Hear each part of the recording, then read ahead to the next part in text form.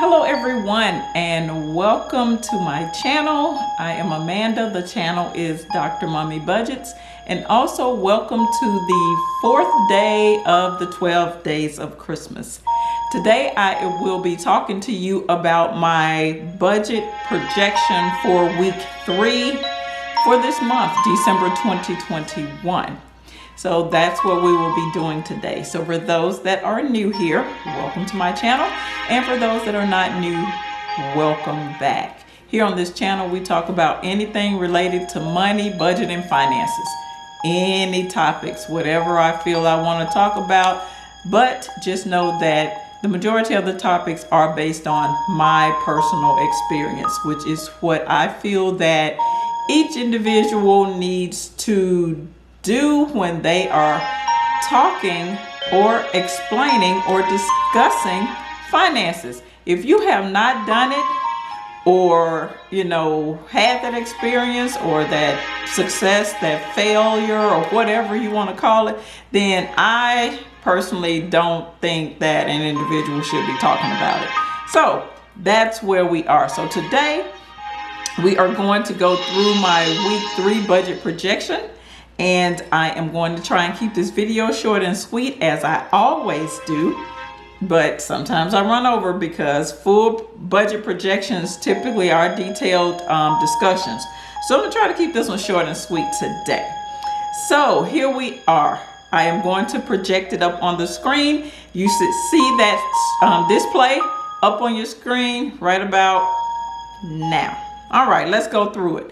As you can see at the top of the page, I was able to hash out a motivational phrase, and it states, have a long-term and a short-term financial plan. Okay?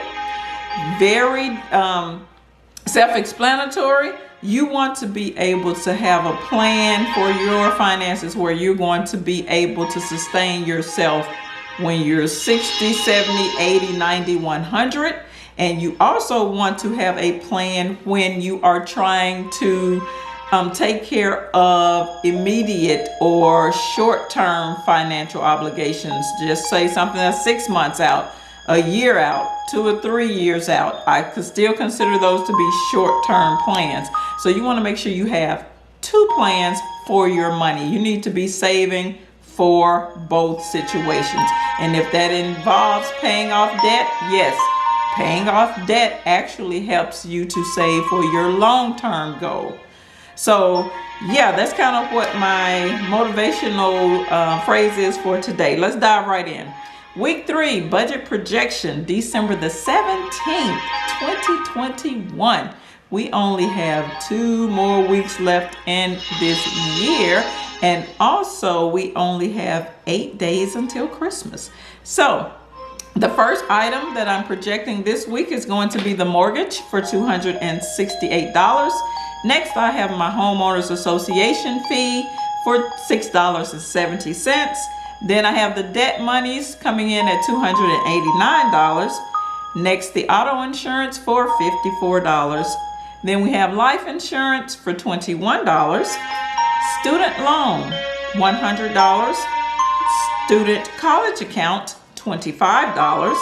Household expenses, $194. Children's savings accounts, $28.50. And last, I leave a cushion in this account for $26.15. So that gives me a total of $1,012.35 that I need to have allocated out of this week's pay. So as you can see, I did jump the gun a little bit on this budget projection, the way I actually wrote it out. I ended up doing for step 2, this is normally step 3, where I kind of tally up the total put away amounts of monies, but that's what you see there on that line. But before I discuss that line, let's go back up and let me tell you how I was able to get the put away amount. Basically, you see a PA with a pink circle around it. Those are items where I will allocate monies out of this week's pay, but I will not pay for those items this week or take care of those expenses. So those 4 items you see there, I'm not going to list them out again. That is what that means. Now, that's step 2. Let's jump down to step 3, and you will see where I have that PA with the pink circle around it, and there's a total beside it. So that is the calculations of those 4 items. That number is $395.70. Now, that step normally takes place after the step that's right below it. So what I normally do is after I get the total, which is 10, 12, 35, I normally discuss that I leave $1,228 in this account each week, which what I'm going to do now. So I typically leave $1,228 in this account every week. And as you can see, the total amount of expenses this week is less than the amount that I leave in the account. So let's subtract those 2 numbers. 1228 minus 101235 equals $215.35 and 65 cents.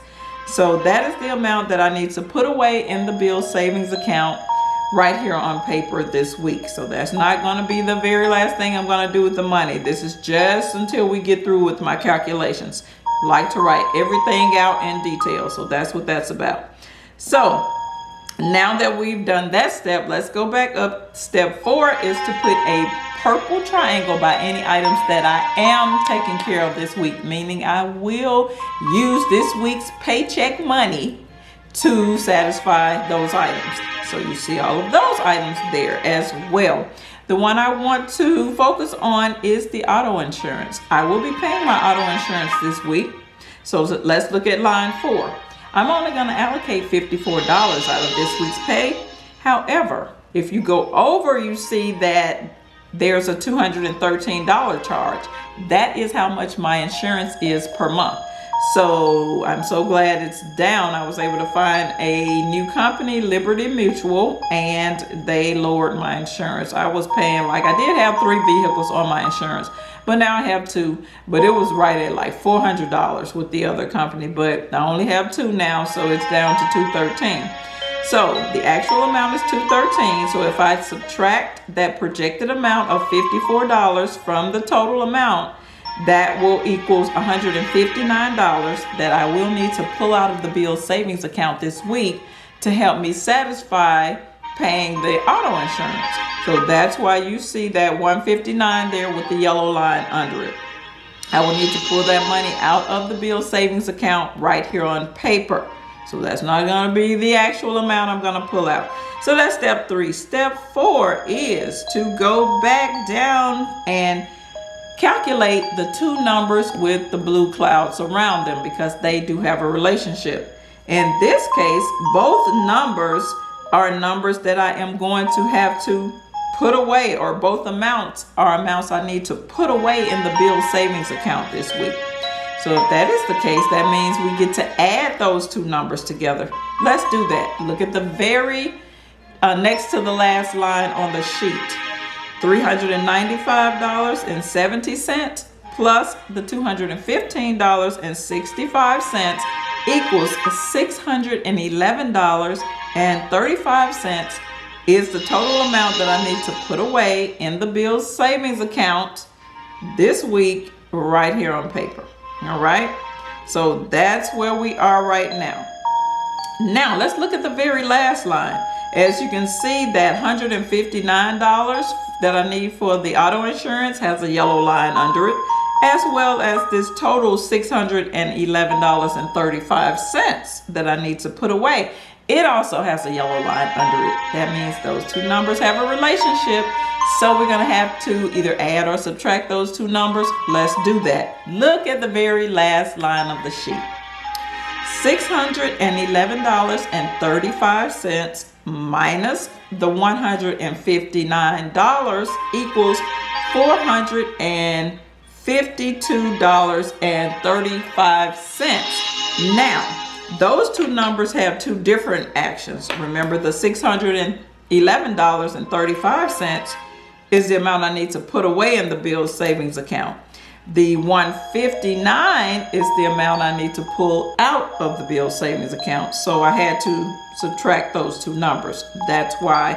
Thus, the last total is $452.35. Now, That is the actual amount that I am going to put away in the Bills savings account this week. That's why that number has an enclosed yellow box around it.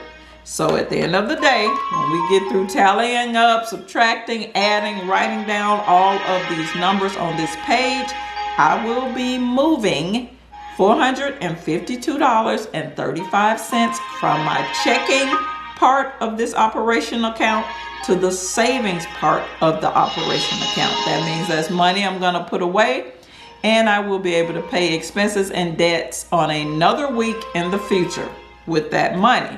That's what's going on. All the rest of the money that's left in that account, out of that $1,228, it will be used this week to take care of debts and expenses. That's it. That's how I do my budget every single week. All right, guys, that's all I have for this video. I would love it if you would let me know what you're doing to budget during this holiday season. I know it can get hectic with buying gifts and ripping and running and doing a lot of different things that is going to require more money, but you got to make sure you stick to your plan. All right. So, and I hope you do have a plan for doing this type of thing during the holiday season. You want to have a plan. You want to stick to that plan, that budget. Do not go over that budget. A lot of us don't have budgets during the holidays. Guys, we got to put together a budget, a plan, a dollar amount. Hey, I'm going to set aside $1,000 to pay for a holiday expense, and that's it. Once you reach the $1,000 limit, no more spending, no more buying gifts, no more holiday food, no more holiday travel. You got to learn how to stick to your plan, because if not, you will not be able to reach the long-term and short-term goals, as I have indicated at the top of this page for our motivational phrase for this week. You got to stay within your boundaries, guys. You cannot let nobody, no situation get you out of that budget plan. So this is all I have for this video. Please subscribe to the channel. We are talking about good stuff over here as it relates to your finances. I'm trying to help you get your finances on track. So please subscribe to the channel. Use this information. I know it is one thing to come over here and just listen to me talk about finances all the time, and you may be using them for entertainment purposes, and I have stated that in the past, but guys, you need to put some of this information to use. It will make a big difference in your finances.